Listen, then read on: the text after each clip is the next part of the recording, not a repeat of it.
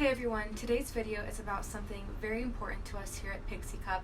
We're talking all about period poverty and how there are so many women out there that don't have access to period products. It's our mission here at Pixie Cup to make sure that we can get a menstrual cup in the hands of every woman that might need one, and we still have a lot of work to do, but we are headed in the right direction. So today is going to be a little informative message about what we can do to help and what exactly period poverty is. The exact definition of period poverty is talking about the fact that women don't have access to period supplies or other necessities such as running water or clean facilities, and this can also include pads and tampons and other things that we have very easy access to. A lot of women out there in the world do not. Also, lack of education surrounding menstruation, that's a big one. And a lot of these women that don't have access to supplies or education have to resort to using things like rags, toilet paper, paper towels, or sometimes even socks to stop the bleeding. Period poverty is important to us for many reasons. It's not just an economic issue, it's also a health issue. A lot of times women that don't have access to supplies or don't have the means to purchase more supplies will use tampons or pads for way longer than they're supposed to, just because they don't have other products to turn to. And if you use a tampon for longer than you're supposed to, this can help increase the risk of toxic shock syndrome, which is awful. And so it's very, very important that women have access to supplies so that they are not having negative health consequences. Another thing is when women and girls don't have access to good menstrual products or facilities, a lot of times they will have to miss work or school. Nearly 1 in 5 girls in the US has had to miss school or leave school early due to lack of access to menstrual products, and missing school means missed opportunities, and this is just not okay. The next question is, who exactly is affected by period poverty? The sad truth is women all across the world are affected, not just in developing countries, but here in the US as well. There is a study that showed that 1 in 5 women in the US struggle to afford menstrual products every month, and oftentimes women will have to decide whether they want to purchase a meal or whether they want to purchase period supplies. And as women that have children will always put the needs of their children first. Oftentimes women will purchase diapers for their children instead of purchasing menstrual supplies for them. So it is still a very big issue here in the US as well. Period poverty is a major issue among incarcerated women. As of 2017, women in federal prisons have access to free tampons, pads, and panty liners, but state and local jails where women are more likely to be sent have yet to pass similar laws. Oftentimes, women have the option to purchase these supplies at a commissary, but when they're making less than $1 an hour, they oftentimes cannot afford to purchase these products.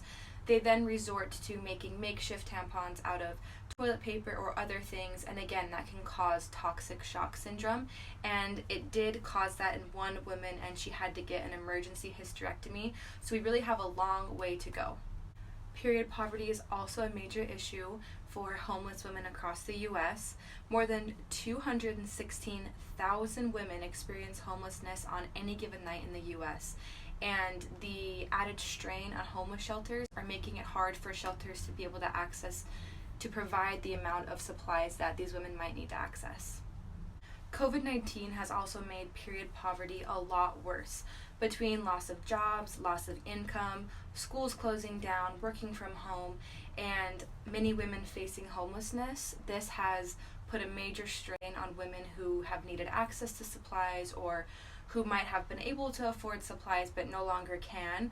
1 in 4 people between the ages of 13 and 35 reported that it has been harder to manage their period since the start of the pandemic.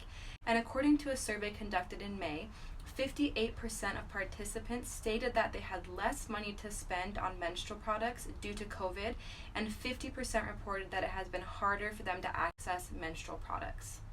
Another issue we're currently facing in the US is the tampon tax. This is the fact that in many states tampons are taxed, and states can decide how high they want to tax tampons. In many states, tampons are taxed at the highest tax, and for women that are already struggling to purchase these products, this isn't helping at all, especially when it is a basic necessity.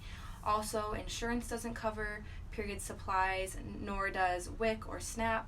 So the tampon tax is something that many groups across the US are trying to eradicate. Now to the important part, how can we stop period poverty? Making sure that everyone has access to menstrual products requires big changes through health and policy initiatives like global removal of the tampon tax and free menstrual products in schools. Currently, only 3 states, New York, California, and Illinois, provide free menstrual products in schools. Many healthcare providers, organizations, and elected officials are advocating for policy changes related to menstrual hygiene. There are also other ways that we can help, and I'll list those now. Number 1 is end the period stigma. A big part of addressing period poverty is starting a conversation and having a better conversation and ending the stigma that surrounds menstruation. The UN reports that on any given day, 800 million people are menstruating, yet it's not talked about, and women still feel afraid to talk about it, and women are often rejected when they do talk about it. So this is a major issue, because if we're not able to talk about our struggles with menstruation and the problems that we may face, there are not going to be any solutions offered because nobody knows the problems that are going on. So it's crucial that we work to normalize conversations about menstruation. Number 2 is to join the tampon tax protest. If you visit taxfreeperiod.com, you can learn more about the tampon tax. It was organized by Period Equity, which is calling on all U.S. states to eliminate the tampon tax by Tax Day 2021. So you can visit that site to figure out how you can become more involved. Number 3, if your budget allows, you can donate menstrual supplies to organizations like I Support the Girls, Days for Girls, and Happy Period. You can also make a donation on our website, and we'll provide 2 menstrual cups to people in need through one of our various partner organizations. Number 4 is educate yourself. This one's pretty self-explanatory. Make sure you are educating yourself about the cause and listening to different people's experience and expounding your own experience and making sure to share that with others. And last but not least, number 5 is buy menstrual products from brands committed to helping women facing period poverty. Many menstrual supply companies, including ourselves here at Pixie Cup, are committed to helping women in need. We at Pixie Cup will donate 1 Pixie Cup for every cup that is purchased, and that cup goes to a woman in need. We will always do this, we stand by this, and we are very committed to trying to get a cup in the hands of every single menstruating woman that needs one. Since we launched our Buy One Give One program in the summer of 2017, we have donated 100,000 menstrual cups to women in need. In 2020, our cups have been distributed to organizations helping women such as Days for Girls, Portland Parks and Recreation Youth Conservation Crew, Hutton Settlement Children's Home in Spokane, Washington, Women's Fund of Greater La Crosse, and Convoy of Hope. Pixie Cup founder Amber English also recently traveled to Tanzania with World Serve International, where she distributed 400 menstrual cups to female leaders and teachers in rural areas. And that was a big, amazing event here at Pixie Cup.